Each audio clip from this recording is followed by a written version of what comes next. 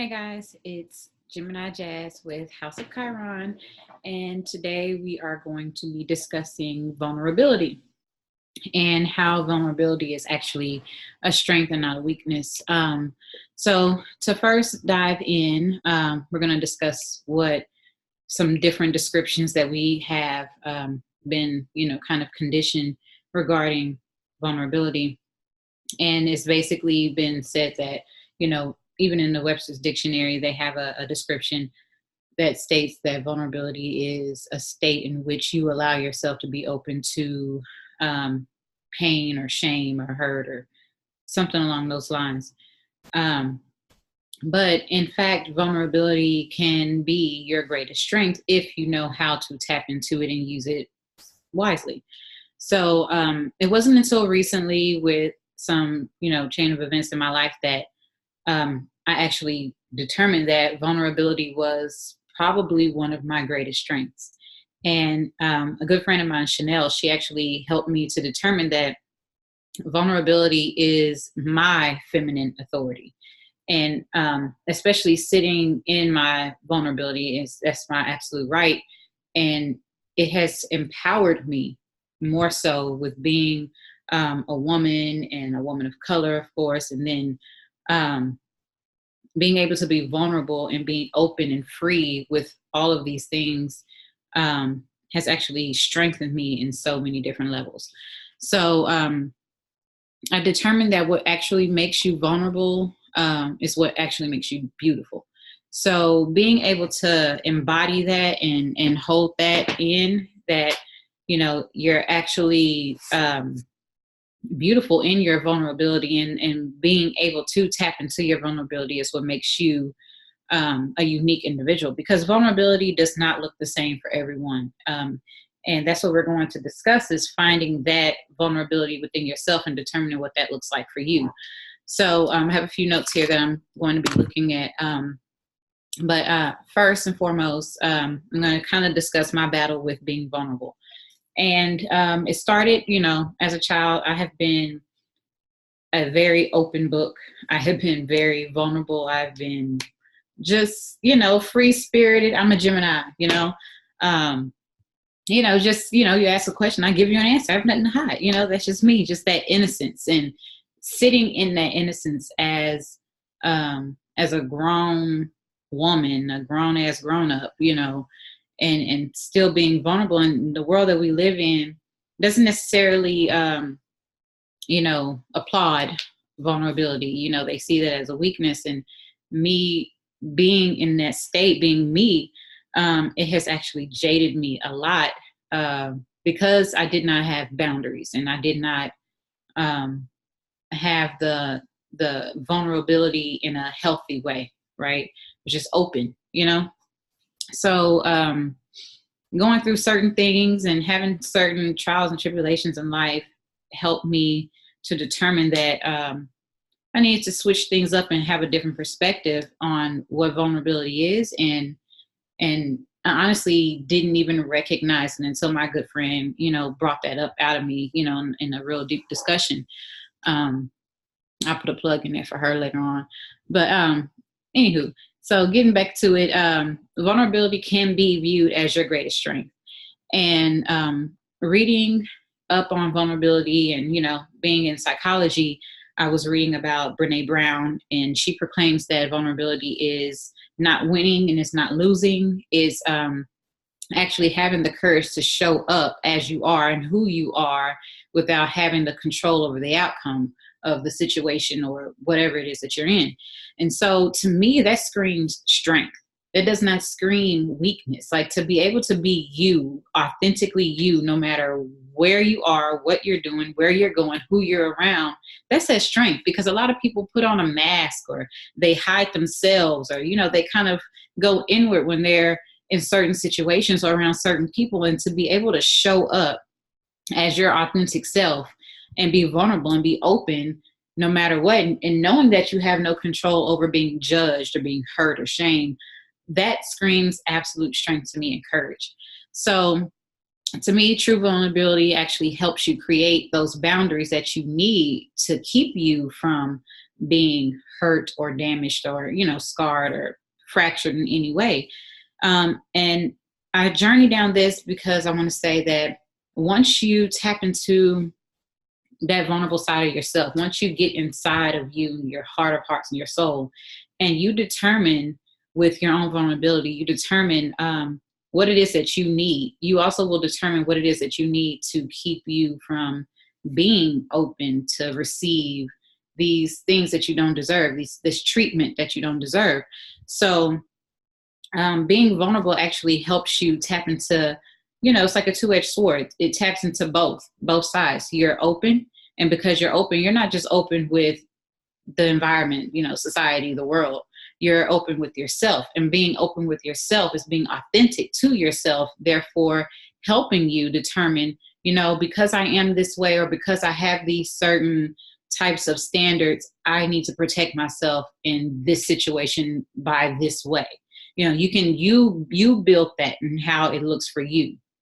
So in order to be vulnerable, you must develop that shift in awareness. So you have to understand that this is going to strengthen your emotional well-being. That needs to be one of the very first things in the forefront of your mind, is that this is going to shape your emotional well-being.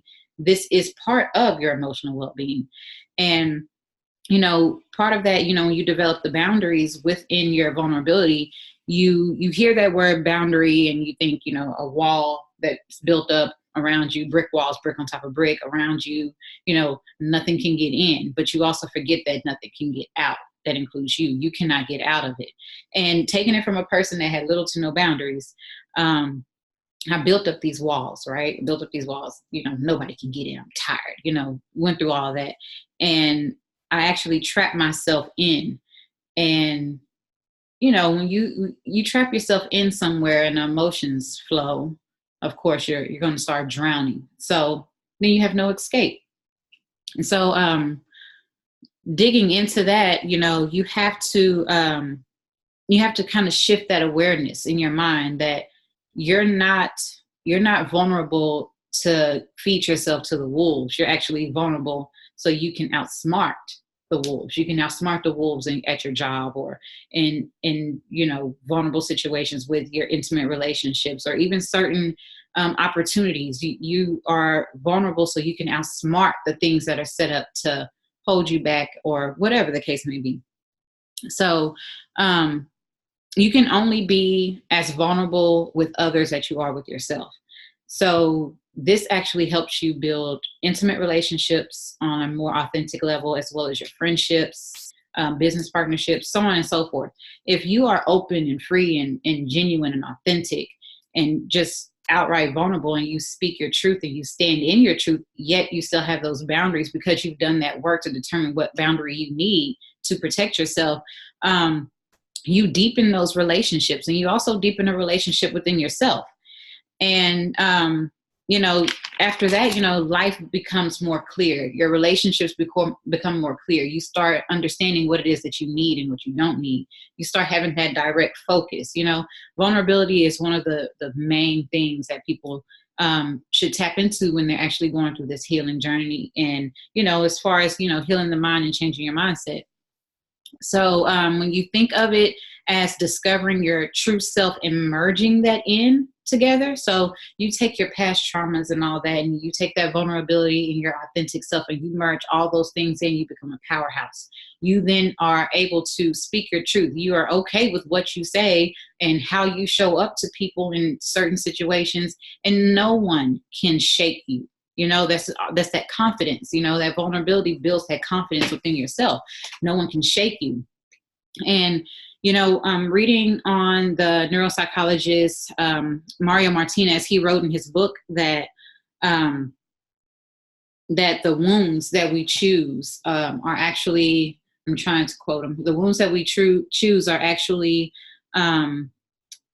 the pain. It actually becomes the pain that we shield to protect us from the world or from certain situations. We shield ourselves from being able to forgive. We shield ourselves from being able to be open to receive at the same time. And basically people do this because they build up these walls and all these things, and they tap out of their vulnerability out of fear. It's this subconscious fear that's ingrained in our minds. And not being able to forgive yourself for not knowing better at the time is also what kind of keeps you from that. You have not yet forgiven yourself from not knowing better, and you then build up this wall like, okay, I can never let that happen to me again. But you must first forgive. You must then, once you forgive, then you'll be able to be open. Because that's the thing about forgiveness. This is why it's hard for people to forgive others and as well as themselves, because once you do that forgiveness, once you tap into that forgiveness, you have no choice but to become vulnerable. So people stay in this resentment and then, holding these grudges because they are fearful. That's what's giving them that power in that sense. And once they release that, they feel powerless. But really, that's when you step into your power. It's very important. So by releasing those grudges, that means that you actually become open and vulnerable. And, you must mend those fractured pieces of yourself in order to become whole. And, I'm just going to say that, I'm not exempt from pain. I'm just, everybody knows a spiritual journey, and, it trails you down so many different avenues. You go through things, the things that don't kill you, but make you stronger, that. And I can say that I am now working on becoming, or not becoming, but staying vulnerable, yet tapping into those boundaries that I have developed within my vulnerability. And, it's a beautiful thing. It's, it has its highs and lows. I'm not perfect. I'm not, I don't have it together like everyone else, or, just like everybody else, we all learning. And, but it's a beautiful thing just to see the growth within that. And it's my duty, being who I am and what my walk is, to share this and share these little tidbits and, just these words of advice and words of encouragement to anyone that's struggling with being vulnerable and being open in any situation, that it's possible. It starts within first, like everything else. And if you have any questions, and if you want to just talk to someone, if you want to get started on this vulnerability, journey, tapping into that self, becoming that flower that blooms, do not hesitate. You can reach out to me in my direct message on Instagram, or you can email me at gemini.jazz404@gmail.com. Just reach out, even just comment on this, and, we can do some back and forth dialogue. I'm open. So I hope this has been helpful to someone. Love you all. Bye.